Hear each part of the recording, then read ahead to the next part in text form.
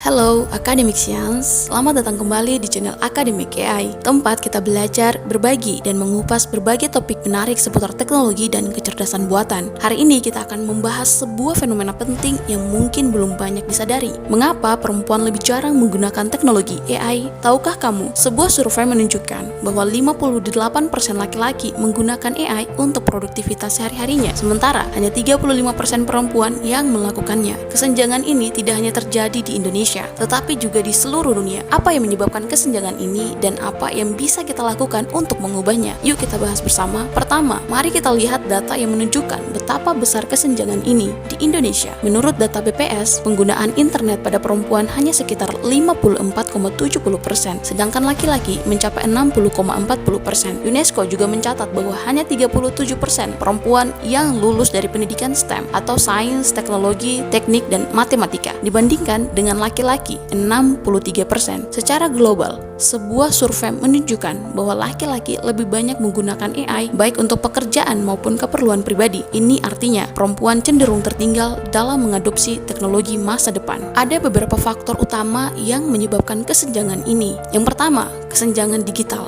gender. Perempuan seringkali menghadapi kendala akses terhadap perangkat teknologi, baik dalam faktor ekonomi maupun norma sosial. Contohnya, di daerah pedesaan, akses teknologi sering diprioritaskan untuk laki-laki. Yang kedua, kurangnya literasi digital. Banyak perempuan tidak mendapatkan pendidikan teknologi sejak dini. Mereka sering merasa teknologi seperti AI sulit dipahami, padahal sebenarnya tidak serumit itu. Yang ketiga, bias gender dalam teknologi. AI sering dikembangkan dengan data yang sudah memiliki bias gender. Misalnya, algoritma pencarian kerja sering lebih memprioritaskan laki-laki untuk posisi di bidang teknologi. Yang keempat, kurangnya representasi perempuan di industri teknologi. Dengan sedikitnya perempuan di industri ini, perspektif mereka jarang terwakili. Hasilnya, banyak produk-produk teknologi yang tidak mempertimbangkan kebutuhan perempuan. Kita juga bisa belajar dari kisah nyata perempuan yang menghadapi kendala ini. Contohnya, Ayu Purwaryanti, seorang perempuan Indonesia yang kini sukses di bidang teknologi. Dia adalah bagian dari tim Prosa AI, sebuah perusahaan yang fokus pada pemrosesan bahasa alami. Meski tantangan besar, Ayu berhasil membuktikan bahwa perempuan bisa berkontribusi di dunia teknologi. Ada juga Fei Fei, seorang profesor di Stanford yang dikenal sebagai ilmuwan AI terkemuka. Dia adalah salah satu pendiri dari AI for All, sebuah organisasi nirlaba yang memberikan pendidikan AI kepada kelompok yang kurang terwakili, termasuk perempuan. Fei Fei adalah bukti bahwa perempuan bisa menjadi pemimpin dalam dunia teknologi. Lalu, bagaimana cara kita mengatasi kesenjangan ini? Berikut beberapa langkah